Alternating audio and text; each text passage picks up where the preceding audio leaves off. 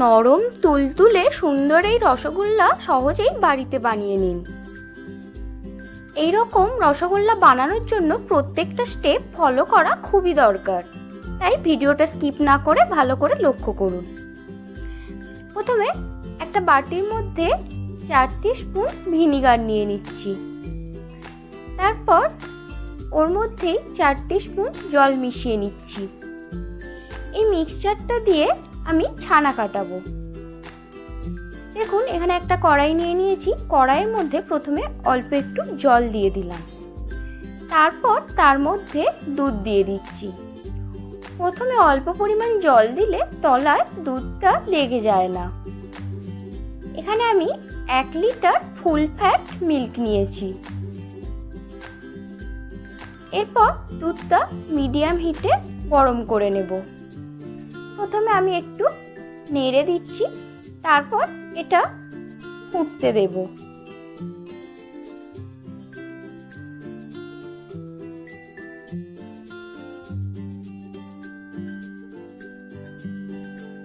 আপনারা চাইলে লেবু দিয়েও ছানা কাটাতে পারেন।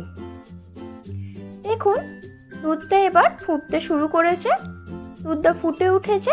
এরপর আমি গ্যাসের ফ্লেমটা অফ করে দেব। গ্যাসের ফ্লেমটা অফ করে দিয়ে কন্টিনিউয়াস ভালোভাবে নেড়ে নেবেন। প্রায় 2 মিনিট সময় নিয়ে দুধটাকে নাড়তে থাকবেন। 2 মিনিট পর দুধটা যখন একটু ঠান্ডা হয়ে যাবে তখন ভিনিগার আর জলের যে মিক্সচারটা রেখেছিলাম সেটা এখানে অ্যাড করে দেবো। তবে পুরোটা একেবারে দিয়ে দেবেন না, তাহলে ছানা শক্ত হয়ে যাবে, রসগোল্লা ভালো হবে না। আমি প্রথমে এখানে 2 টিস্পুন দিয়ে ভালোভাবে একটু নাড়িয়ে নিলাম। তারপর আবারও 2 টিস্পুন দিয়ে দিলাম। তারপর আবারও হাতার সাহায্যে ভালো করে নাড়িয়ে নিচ্ছি। এরপর আবারও 2 টিস্পুন দিয়ে দিলাম। এইভাবে অল্প অল্প করে ভিনিগার আর জলের মিশ্রণটা দিয়ে ভালোভাবে হাতার সাহায্যে নাড়াচাড়া করে ছানা কাটিয়ে নিতে হবে।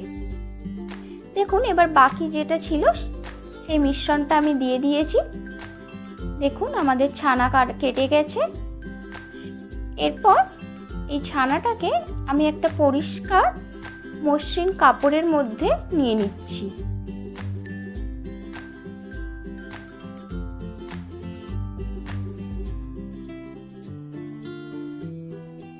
এবার এই ছানার জলটাকে আমি ফেলে দেব।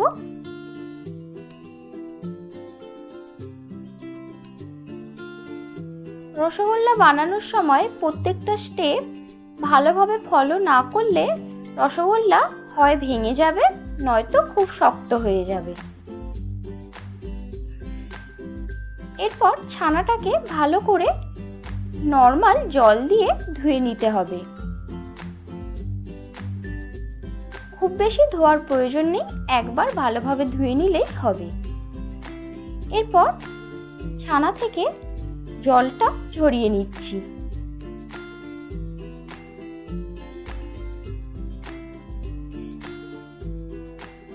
অল্প একটু প্রেস করে জলটা ঝরিয়ে নিয়েছি।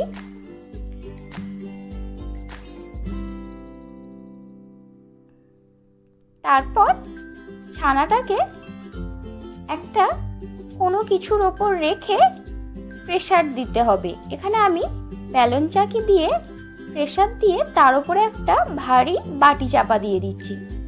আপনারাও এইভাবে করতে পারেন, বা এর ওপর একটা ভারী কিছু চাপিয়ে দেবেন। এরপর এটা 2 ঘন্টার জন্য রেখে দিতে হবে। 2 ঘন্টা পর এখানে আমি একটা বাটি নিয়ে নিয়েছি, তার মধ্যে 1 টেবিল স্পুন ময়দা নিয়ে নিলাম, 2 টেবিল স্পুন চিনি নিয়ে নিলাম, আর 2 পিঞ্চ এলাচের গুঁড়ো আর 2 পিঞ্চ বেকিং পাউডার নিয়ে নিয়েছি। 1 টিস্পুন রিফাইন্ড অয়েল নিয়ে নিয়েছি। এবার সব কিছু ভালোভাবে মিশিয়ে নিতে হবে।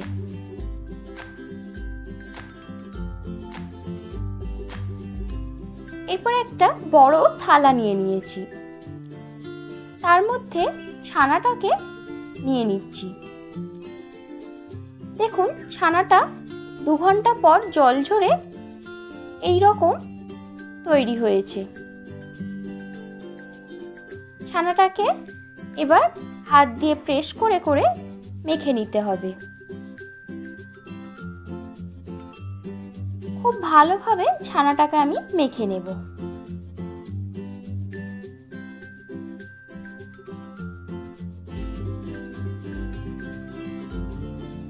এখানে এই মাখার কাজটা একটু সময় নিয়েই করতে হবে। আপনারা যদি দেখেন যে ছানাটা জল ঝরার পর অনেকটা শক্ত হয়ে গেছে, তখন এখানে 1 টিস্পুন জল অ্যাড করে তারপর ছানাটা মাখবেন। আমি এখানে কোনো রকম জল অ্যাড করিনি, এমনি ছানাটা মেখে নিচ্ছি। খুব ভালোভাবে এরকম মেখে নেওয়ার পর এখানে আমি যে মিক্সচারটা বানিয়েছিলাম সেটা মিশিয়ে দিলাম। তারপর আবারও মেখে নিতে হবে। এখানে মাখতে মাখতেই চিনিটা গলে যাবে।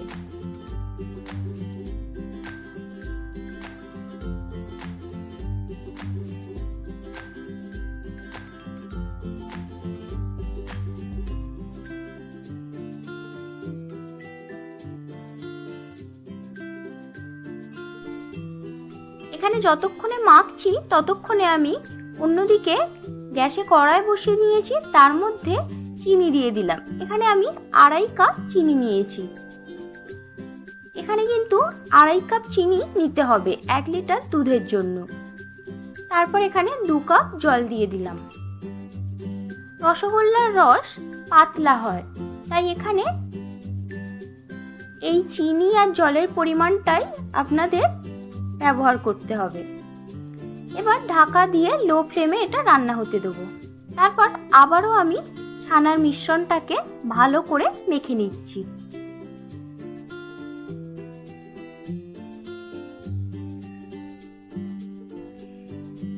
ছানার মিশ্রণটা একদম মসৃণভাবে মেখে নিতে হবে।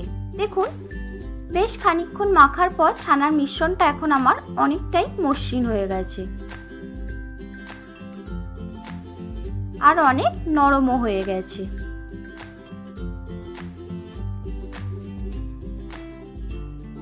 আপনারা কে কোথা থেকে আমার এই ভিডিও দেখছেন কমেন্ট করে জানাবেন। তারপর আমি ছোট ছোট বলের আকারে তৈরি করে নিচ্ছি ছানার ডোটা থেকে। আমি এখানে 8টা রসগোল্লা বানাবো, তাই 8টা সমান ভাগে আমি বলের আকারে কেটে নিয়েছি। তারপর হাতের মধ্যে গোল করে রসগোল্লার আকার দেওয়ার চেষ্টা করবেন। এইভাবে আমি সমস্ত রসগোল্লাগুলো বানিয়ে নিচ্ছি।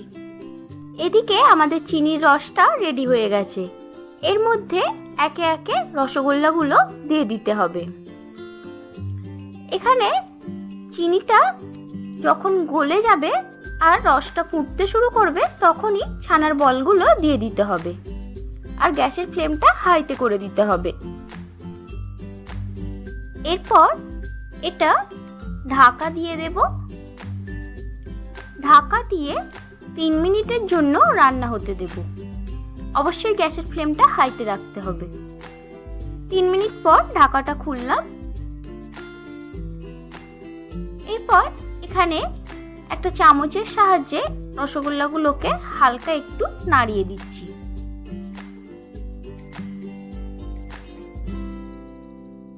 তারপর এখানে 1/2 কাপ গরম জল অ্যাড করে দিতে হবে। এবার আবারও ঢাকা দিয়ে 5 মিনিটের জন্য এবার রান্না হতে দেব। 5 মিনিট পর ঢাকাটা খুলে আবারও এখানে 1/2 কাপ গরম জল অ্যাড করব। এই স্টেপটা অবশ্যই ফলো করতে হবে।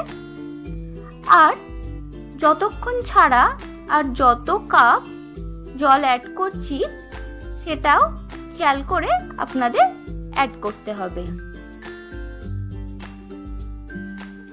আবারও ঢাকা দিয়ে দিলাম। 5 মিনিট পর আবারও ঢাকাটা খুলবো। আবারও হাফ কাপ গরম জল এখানে অ্যাড করে দেব। ভিডিওটা ভালো লাগলে একটা লাইক করবেন আর চ্যানেলটাকে সাবস্ক্রাইব করে পাশে থাকা বেল বাটনে অল প্রেস করে দেবেন। এরপর আবারও ঢাকা দিয়ে 5 মিনিটের জন্য রান্না হতে দেব। রসের মধ্যে রসগোল্লাটা রান্না করতে মোট 20 মিনিট সময় লাগবে। এখানে আমি আবারও হাফ কাপ গরম জল অ্যাড করে দিলাম। এবার ঢাকা দিয়ে 2 মিনিটের জন্য রান্না করলাম। 2 মিনিট পর ঢাকাটা খুললাম। এখানে এবার একটা বাটিতে নর্মাল জল নিয়ে নিয়েছি। একটা রসগোল্লা তুলে নিয়ে এই জলের মধ্যে দিয়ে দেব।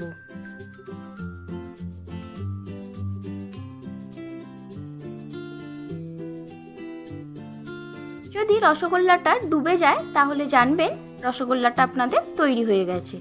এই সময় গ্যাসের ফ্লেম অফ করে দেবেন আর হাফ কাপ গরম জল অ্যাড করে দেবেন আর হাফ কাপ নর্মাল টেম্পারেচারে থাকা জলও অ্যাড করে দেবেন। আমাদের রসগোল্লা একদম রেডি হয়ে